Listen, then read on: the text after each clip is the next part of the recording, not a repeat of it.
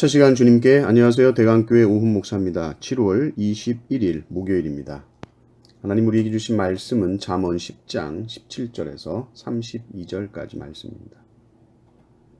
훈계를 지키는 자는 생명길로 행하여도 징계를 버리는 자는 그릇 가느니라. 미움을 감추는 자는 거짓된 입술을 가진 자요 중상하는 자는 미련한 자이니라. 말이 많으면 허물을 면하기 어려우나 그 입술을 제어하는 자는 지혜가 있느니라.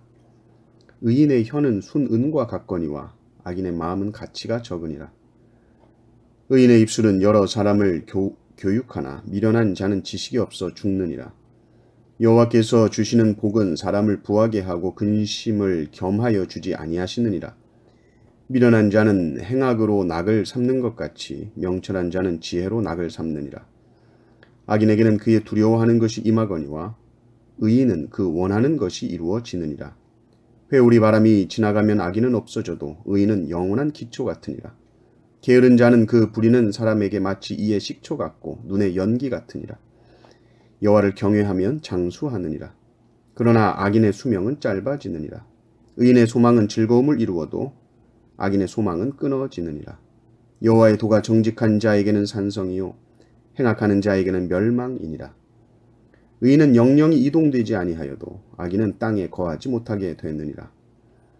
의인의 입은 지혜를 내어도 패역한 혀는 배임을 당할 것이니라.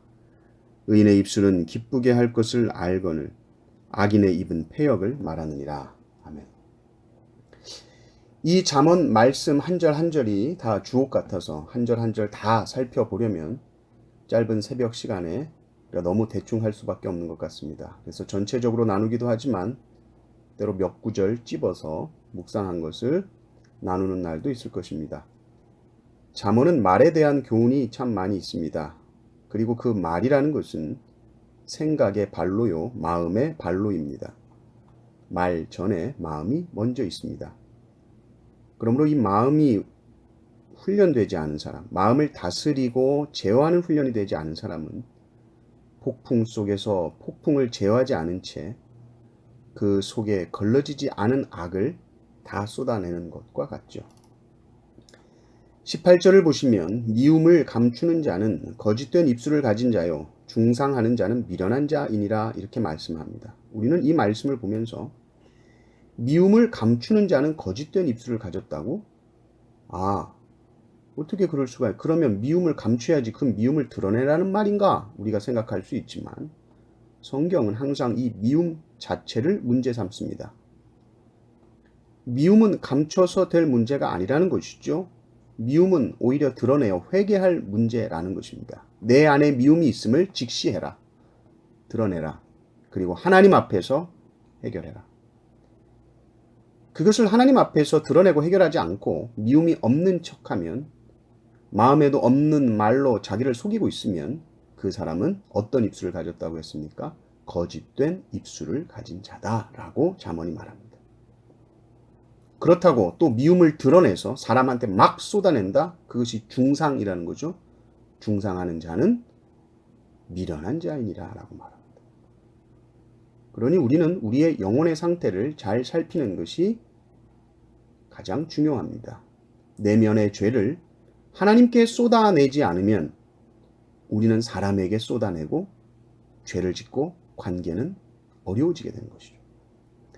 그래서 우리는 우리 마음의 문제들이 해결되지 않았을 때는 말을 많이 하면 안 됩니다. 해결되지 않은 채 내뱉는 말은 늘 좋지 않은 영향을 끼치게 됩니다. 그래서 지혜가 무엇인가? 말 많이 하지 않는 것이 지혜입니다. 19절을 보십시오. 말이 많으면 허물을 면하기 어려우나 그 입술을 제어하는 자는 지혜가 있느니라. 그래서 100마디를 말하는데 내가 10마디 실수한다. 혹은 5마디 실수한다. 그러면 말을 반으로 줄이면 실수도 반으로 주는 거예요. 말이 많으면 허물을 면하기 그러나 말을 줄이면 허물을 면하기 쉽다는 말이죠. 말을 줄이는 그 시간은 우리의 마음과 우리의 생각을 하나님의 뜻대로 정리할 수 있는 시간을 벌어주기 때문입니다. 입술을 제어하십시오. 이것이 지혜입니다. 입술이 제어되지 않고 따발총처럼 다다다다 하는 이것이 지혜가 아닙니다.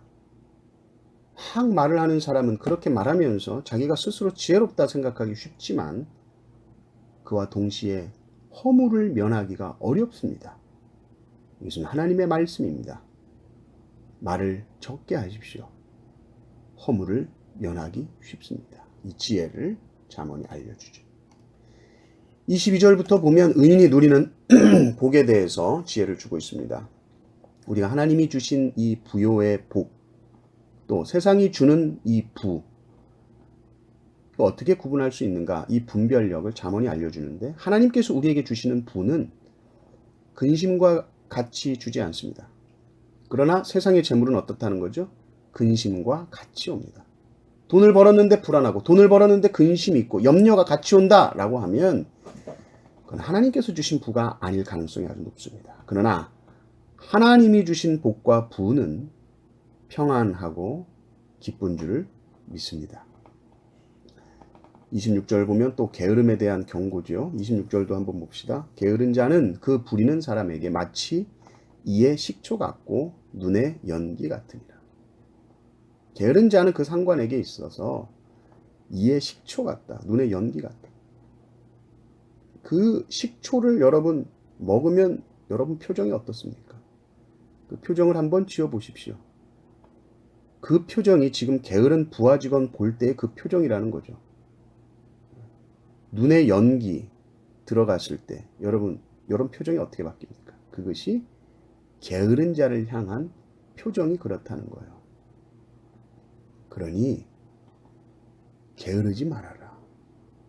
그리고 그 게으름도 또 우리의 말도 그 모든 것이 우리의 마음으로부터 시작되니 마음을 잘 다스려라. 그리고 우리의 말을 제어해라.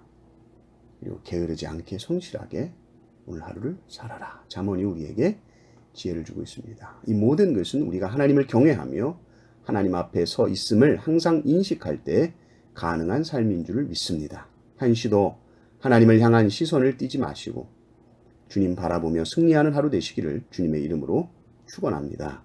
아멘.